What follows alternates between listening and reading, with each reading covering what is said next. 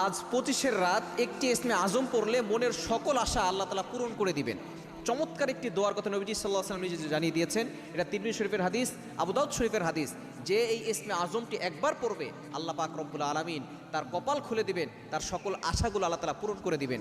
আমরা অবশ্যই এই 25-এর রাতে এবং বেজর রাতগুলোতে আমরা লাইলাতুল কদর তালাশ করবো, কেননা যে ব্যক্তি লাইলাতুল কদর পেয়ে যাবে আল্লাহ পাক রব্বুল আলামিন তাকে দুনিয়া এবং আখিরাত উভয় জগতে সফলতা দান করবেন। সুতরাং লাইলাতুল কদর মিস করা যাবে না। প্রতি বেজর রাতগুলোতে আমরা ইবাদত করার চেষ্টা করব।